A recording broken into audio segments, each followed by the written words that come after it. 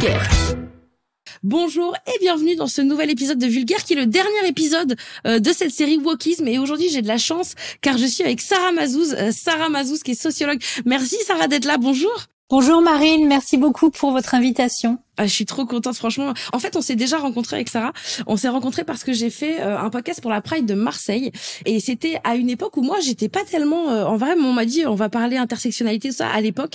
Et je ne savais pas trop ce que c'était, en fait. Donc, je m'étais un petit peu plus renseignée. Et donc, j'avais adoré notre échange. Et donc, c'est pour ça que je suis très heureuse qu'on se retrouve ici pour mon podcast à moi, donc pour Vulgaire. Ça veut dire quoi être sociologue, Sarah ? Être sociologue, ça veut dire travailler sur la société. Ça dépend après de l'intérêt qu'on a pour telle ou telle question. Ça peut être travailler sur telle ou telle profession, travailler sur telle ou telle classe d'âge, travailler sur des politiques publiques par exemple, comme moi je le fais, travailler sur des institutions, travailler sur des personnes et des institutions. Mais c'est poser des questions sur la manière dont la société fonctionne, en espérant que ça s'améliore. Comment vous êtes devenue sociologue ? Qu'est-ce qui vous a donné envie d'être sociologue, vous ?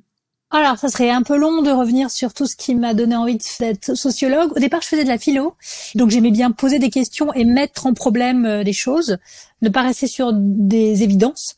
Mais je crois que par rapport à la philo, j'avais besoin de choses ancrées dans l'actualité, avec ce qui se passait, les enjeux actuels, les questions d'égalité, de justice, etc. Et c'est ça qui m'a fait petit à petit aller vers la sociologie et plus largement les sciences sociales. Et donc là, moi aujourd'hui, si je vous ai invité dans ce Vulgaire Wokisme, et si vous êtes la dernière invitée de toute cette série aussi, c'est pour parler d'intersectionnalité. C'est un sujet sur lequel vous travaillez. Ouais. En tout cas, vous avez sorti un bouquin oui. qui s'appelle De l'intersectionnalité. Pour l'intersectionnalité. Pour l'intersectionnalité. Avec Léonore Lépinard. Déjà, en fait, cette série, donc c'est la série Wokisme. C'est quoi le wokisme pour vous ? Le wokisme, c'est surtout le terme de gens qui n'y connaissent rien et qui veulent disqualifier un certain nombre de travaux ou de postures, de positions politiques. Ça vient d'un mot qui a été certes utilisé dans le mouvement Black Lives Matter pour dire que les gens étaient conscientisés. En fait, c'est un peu l'équivalent du français être conscientisé, être conscient de certaines questions liées à des inégalités persistantes. Alors wokisme, c'est vraiment français, woke, donc ça vient de l'anglais. C'est devenu un terme qui a été récupéré par d'abord l'extrême droite états-unienne, puis après donc par des gens qui sont des détracteurs de ces positions, donc antiracistes, pro-LGBTQIA+, pro-autres groupes victimes d'inégalités. Et donc c'est utilisé pour disqualifier les positions qui remettent en cause l'ordre social qui continue de maintenir ces inégalités, pour dire que c'est des gens soit qui produisent de faux problèmes, soit qui menacent la cohésion de la société, etc. Mais ça n'existe pas vraiment parce que, par exemple, vous n'avez pas de traité wokiste, vous n'avez pas de parti wokiste, si on regarde du côté militant. Voilà. Vous êtes woke ? Pour les gens, je dois être woke. Pour la petite anecdote, moi, c'est un terme que j'ai découvert très tard. Pourtant, ça commence à faire un moment que je travaille sur les questions de discrimination raciale et plus largement d'intersectionnalité. Mais c'est un terme que j'ai découvert il y a peu de temps, enfin quand c'est devenu un peu une insulte. C'est pour vous dire que c'est pas forcément quelque chose qu'on revendique et qui était présent spécialement dans le lexique à disposition. C'est quoi l'intersectionnalité ? Alors l'intersectionnalité, c'est beaucoup de choses. C'est un instrument, c'est-à-dire une manière, un instrument, une méthode, quand on travaille en sociologie ou dans d'autres disciplines. C'est très plastique, donc ça peut être réutilisé dans plein de disciplines, et pas forcément dans les disciplines des sciences sociales, ça peut être aussi utilisé en littérature. Donc au départ, l'intersectionnalité, c'est l'idée de dire, quand on travaille comme moi sur la société, la condition sociale des personnes sur lesquelles on travaille n'a pas qu'une seule dimension. Elle est pluridimensionnelle et donc voilà, on n'est pas simplement une personne ouvrière par exemple, ou une femme, ou une personne gay, ou une personne racisée, mais on est plusieurs choses en même temps. Et donc pour comprendre clairement ce qui se passe dans tel ou tel cas, il faut être capable de voir l'ensemble de ces dimensions de façon à voir comment elles jouent dans les cas concrets, parce que ça ne joue pas toujours de la même manière selon la configuration entre ces différentes caractéristiques. Ce qui est intéressant dans l'intersectionnalité, c'est que ça va dire notamment que ça ne s'additionne pas toujours. C'est-à-dire que c'est pas parce qu'on est par exemple une femme racisée de milieu populaire, lesbienne, que c'est plus difficile que quand on est une femme blanche, bourgeoise, hétérosexuelle. On va dire que ça va dépendre en fait. Il y a des cas où c'est plus facile, il y a des cas où c'est plus difficile. Le cas le plus flagrant, c'est par exemple quand on travaille sur la question de violence policière. On voit que entre personnes de la même classe d'âge et quand on compare hommes et femmes, et ben dans ce cas-là, c'est plus dur en général pour les hommes jeunes racisés que pour des femmes jeunes racisées. Mais on l'explique ça par exemple ? On l'explique parce qu'il y a des stéréotypes sur la dangerosité des jeunes hommes racisés qui ne jouent pas exactement de la même façon pour les femmes. Donc c'est lié aussi à des questions de genre et à l'idée que les femmes c'est fragile, c'est pas dangereux, etc. Mais là ça joue en faveur du coup des jeunes femmes. Et voilà, et après ça peut tendre à évoluer et ça ne veut pas dire d'une part que les femmes ne sont pas victimes de violences policières et par ailleurs ça ne veut pas dire non plus que quand elles sont victimes on en parle. Par exemple, ce que montre la personne qui a forgé le terme intersectionnalité, qui est une juriste états-unienne qui s'appelle Kimberly Crenshaw. Elle est professeure de droit, mais elle fait beaucoup aussi d'activisme et elle a toute une campagne qui s'appelle Say Her Name, ça veut dire dis son nom au féminin. Et elle montre comment la plupart des gens, quand elle va dans des conférences, elle donne des noms d'abord de jeunes hommes qui ont été victimes aux États-Unis de violences policières et tout le public sait très bien qui c'est. Puis à partir du moment où elle commence à donner des noms de jeunes femmes noires victimes de violences policières, on ne sait plus qui c'est. Donc vous voyez, l'intersectionnalité, ça permet de faire jouer tous ces différents éléments. En gros, c'est de dire, ces personnes sont victimes de violences policières, mais ce sont aussi des femmes, et donc il y a un autre mécanisme. Il n'y a pas que le racisme qui joue, voilà. Il y a le genre aussi qui joue, il y a l'âge. Par exemple, ça se passe pas de la même façon selon l'âge qu'on a. Il y a, dans une certaine mesure aussi, la classe, même si les personnes, par exemple, racisées, qui paraissent de milieu bourgeois n'échappent pas complètement, ou peuvent, dans certains cas même, ça peut énerver parce que elles rentrent pas dans les stéréotypes, donc ça peut attirer d'autres types de réactions ou des types d'agressions particulières, etc. Mais donc voilà, c'est ça. L'intersectionnalité, c'est une façon de dire, il n'y a pas un seul schéma. En fait. Vous avez dit que c'est une féministe américaine ou juste une femme américaine. Enfin, une féministe aussi. Probablement féministe. Oui, ce qu'on appelle black, elle est. En fait, l'intersectionnalité, c'est né, c'est devenu, ça a été théorisé par cette femme, Kimberly Crenshaw, quand elle a travaillé sur les violences faites aux femmes, notamment à Los Angeles, donc des femmes soit africaines-américaines, soit des femmes migrantes, donc avec aussi l'idée de ce que pouvait faire le statut migratoire et le fait de pas avoir de papier. Mais elle a réintégré en fait à sa réflexion, à elle qui est juriste, donc vous voyez, pour disais, il y a plein de disciplines différentes. Elle, au départ, elle travaillait sur ça de manière juridique.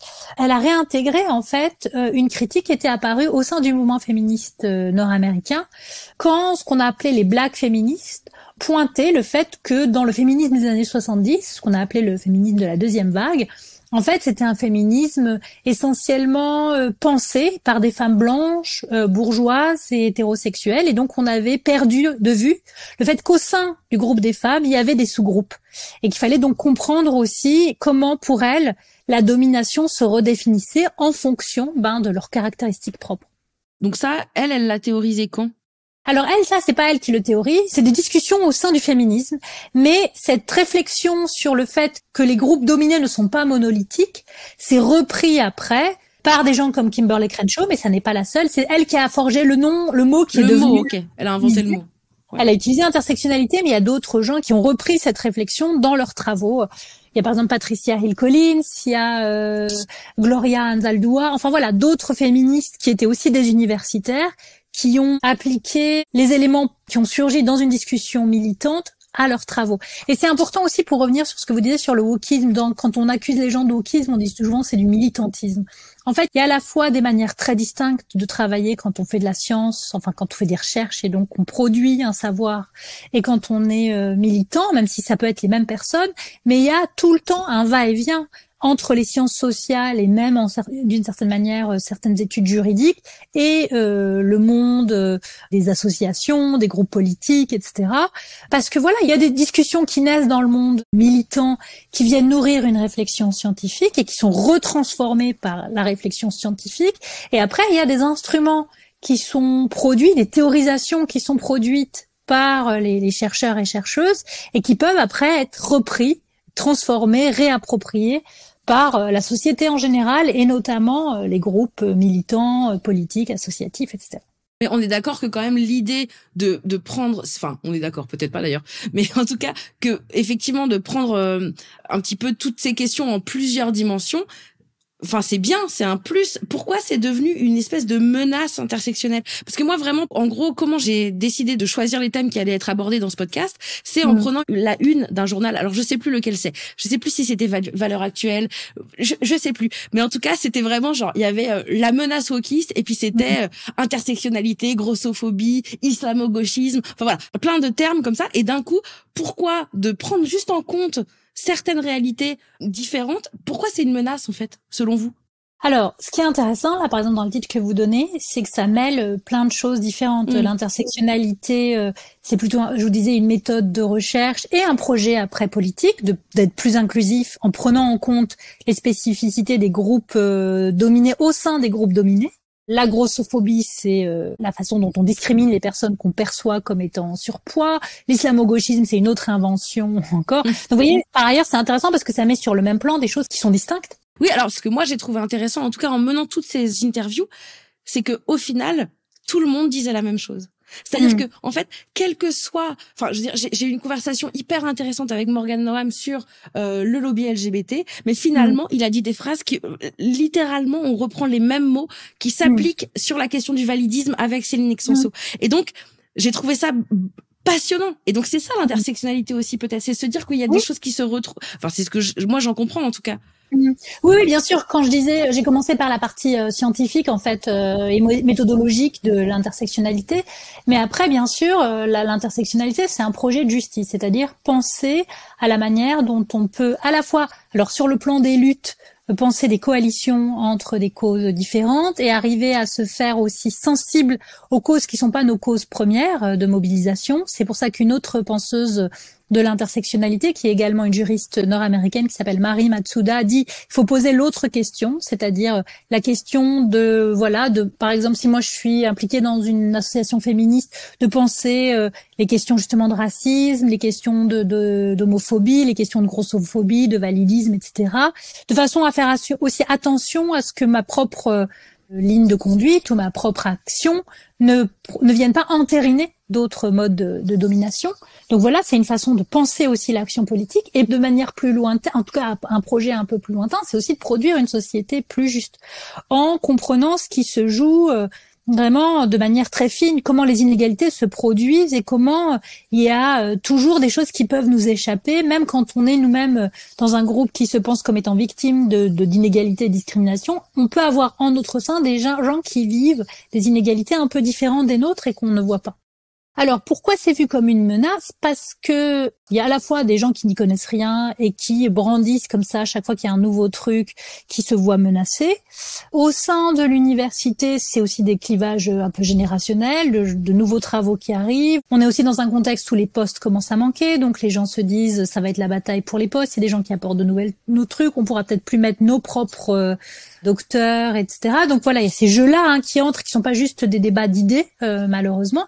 Et puis, il y a des gens qui sont fondamentalement opposés à la manière dont ça amène à reposer la question de l'égalité, notamment dans le contexte républicain, où on est dans une idée où, en fait, on pose l'homogénéité de la société et du corps politique. On dit la République est une et indivisible. Donc, en fait, on n'a que des citoyens qui sont en rapport avec l'État ou le législateur, et il n'y a pas de sous-groupe admis comme étant constitutif de la société. Et donc, il y a cette peur en France. En gros, on est tous égaux, et donc un vaut un. Voilà, et en fait, c'est parce que on est égaux sur le plan des principes que on l'est en réalité. Et ce avec quoi on a des difficultés, vu ce contexte-là en France, c'est de penser comment concrètement on en vient à produire de l'égalité. Et à partir du moment où on se pose la question de comment concrètement on arrive à produire plus d'égalité, où on rend, comme on dit peut-être dans un vocabulaire plus complexe, la norme d'égalité plus effective, eh ben ça amène à se poser la question du fait que les logiques d'inégalité produisent des groupes et que il faut prendre en compte l'existence de ces groupes, non pas pour les rigidifier, pour les essentialiser, les penser comme étant porteurs d'identité complètement étrangères à celle de la société, mais au contraire comme étant constitutives de cette société et la formant, et donc comment après penser des politiques de justice et d'égalité qui viennent corriger les traitements auxquels tel ou tel groupe peut être soumis. J'essaye de comprendre, mais ça veut dire qu'il y a plein de gens qui voient l'intersectionnalité comme une menace parce que ils se disent que du coup, si les autres ont plus d'égalité, d'équité, finalement, eux, ils perdront quelque chose. En fait, je pense qu'il y a surtout la peur d'une fragmentation. Ce qu'on dit quand on dit ça menace l'universalisme. En fait, ça ne menace pas l'universalisme, ça pense l'universalisme autrement. C'est quoi l'universalisme?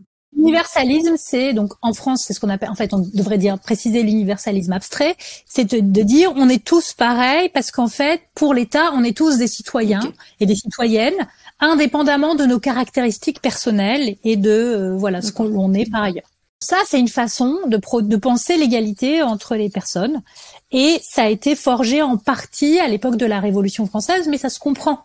À l'époque de la Révolution française, on sortait d'un système où, selon votre naissance, vous aviez un destin social. Donc, pour venir corriger ça, on a pensé qu'il fallait penser les citoyens abstraitement. Mais très vite, cette idée d'abstraction, elle a en fait concouru à ne prendre en compte que ce qui était dans la norme, c'est-à-dire des hommes blancs, bourgeois, d'un certain âge. Et très vite, par exemple, déjà à l'époque de la Révolution, on sort les femmes du corps politique. Et donc tout ce qui était pensé comme particulier a été mis hors du champ politique, enfin ou du corps politique, et on l'a petit à petit réintégré. Donc il y a cette idée très forte selon laquelle c'est par l'abstraction qu'on arrive à de l'universel et à faire du commun. Ce que dit l'intersectionnalité, c'est de dire non, on peut partir de l'expérience d'inégalité des uns, des unes et des autres pour produire du commun en corrigeant ces inégalités et en étant attentive et attentif à ces logiques qui vont faire que tel ou tel groupe va se retrouver exclu pour telle ou telle raison, indépendamment d'ailleurs de la bonne volonté des autres, en fait. C'est aussi ça, c'est-à-dire que c'est aussi se dire qu'il y a des logiques sociales qui font, parce qu'on est pris dans une histoire, qui vont faire que les membres de tel ou tel groupe vont être soumis à des formes d'inégalité auxquelles les autres échappent. Et donc c'est ça, comment construire du commun en prenant en compte la spécificité, la particularité des groupes qui forment la société, pas du tout pour diviser, mais au contraire pour arriver à produire un lien social plus fort qui prenne en compte le fait que au-delà de l'abstraction, on n'est jamais traité à égalité parce qu'on est inscrit dans une histoire individuelle et collective. Vous croyez que un jour on arrivera qu'on va avoir une société où vraiment qui sera pas universaliste comme on dit, mais justement qui sera intersectionnelle? Je sais pas si ça se dit comme ça. Je sais pas si c'est très. Oui, c'est peut-être un peu bateau, mais un peu facile. Non, pas du tout. En fait, sans doute qu'un signe de progrès, enfin, si tant est que le progrès existe, mais en tout cas le fait d'être dans une société toujours plus juste, c'est le fait d'être toujours capable de se rendre compte des injustices qu'on a produites. Se dire, on va jamais échapper au fait qu'on produise des injustices. La différence, c'est qu'on les prend en compte, qu'on les reconnaît et qu'on essaie de corriger les choses. Voilà, en prenant au sérieux la revendication d'égalité et de justice qui émerge à un moment parce ça devient possible de la formuler. Donc, en fait, c'est peut-être ça être intersectionnel. Et c'est ça poser l'autre question, c'est-à-dire prêter une oreille toujours attentive à une revendication qu'on ne soupçonnait pas, d'un groupe qu'on ne voyait même pas, et qui va nous dire, bon, moi, excusez-moi, mais là, en fait, ça fait des années qu'on se reconnaît comme ça, et qu'on n'est pas soumis à un traitement égalitaire. Donc, vous voyez, moi, je pense pas qu'on va arriver à un moment d'équilibre parfait où tout le monde sera heureux et où il y aura plus aucune question d'égalité et de justice, mais que la différence entre une société plus juste et une société injuste, c'est que la société qui cherche à être plus juste, et ben justement, elle prête une oreille attentive aux revendications d'égalité de groupes qui n'étaient pas perçus comme légitimes ou qui vont raconter une expérience qui sort de ce qui est conçu comme étant la norme, pour les inclure dans le grand chaudron social.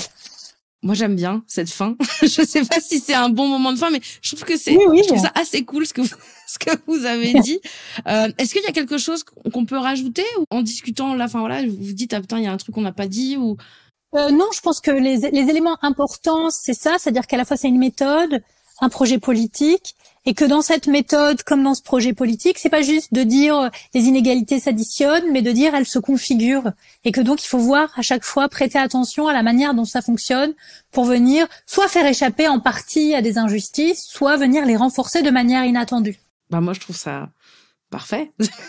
Bon, Merci beaucoup d'avoir pris ce temps de venir un peu vulgariser ce mot et puis nous en parler, d'avoir pris, voilà, on est quand même mi-juillet, donc c'est les vacances, quoi. Et là, voilà, vous avez pris ce temps, merci beaucoup. Il y a effectivement donc ce petit livre là, donc pour l'intersectionnalité. Il y a aussi celui qui s'appelle Race. Oui, et les Anna Mosa. Voilà, et c'est super parce que c'est petit, c'est pas cher, non mais c'est vrai, ça joue et c'est facile à lire. Enfin voilà, c'est pas compliqué, donc il faut s'interroger. Est-ce qu'il y a des petits conseils de lecture que vous avez ou de documentaires ou voilà, peut-être des gens qui voudraient aller plus loin sur cette question Alors, pour un documentaire, il y a un très beau documentaire de Mame Fatou Niang qui s'appelle Les Mariannes Noires, où elle suit plusieurs femmes noires françaises avec justement des origines de classes différentes, et on voit comment dans leurs histoires à elles, la question, alors c'est très, il y a la classe, la race et le genre.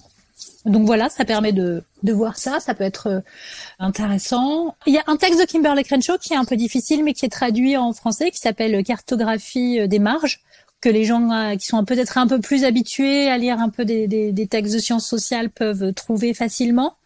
Voilà, et après, il y a énormément de choses qui se font aujourd'hui en sciences sociales en France, où on essaye de croiser, d'être attentif et attentive à la façon dont se configurent les choses. J'essaye de penser à pour les Parisiens et Parisiennes, je crois qu'elle dure encore.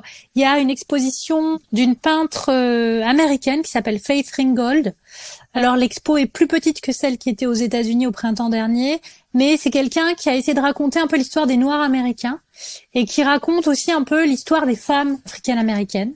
Ça peut être une autre façon d'entrer dans la question, sachant qu'il faut pas, là peut-être que comme j'ai donné beaucoup d'exemples nord-américains, faut pas avoir l'impression que c'est juste une question états-unienne. Il y aurait aussi des choses à puiser au Brésil, par exemple. Et du côté français, je pense que par exemple aujourd'hui, toute la redécouverte des sœurs Nardal, qui étaient des intellectuelles antillaises de l'entre-deux-guerres, qui organisaient des salons, et c'est dans leur salon qu'est né le mouvement de la négritude, par exemple, donc autour de Césaire, Senghor et d'autres. Ben voilà, c'est aussi des parcours qu'on pourrait analyser d'une manière intersectionnelle, avec ces femmes qui viennent de milieux intellectuels, antillais, qui se retrouvent en France hexagonale et qui et puis comment aussi à un moment on n'a plus du tout parlé d'elles et on les a complètement oubliées. Ça dit quelque chose justement de la manière dont le genre a pu jouer dans l'histoire qu'on a faite de ce mouvement.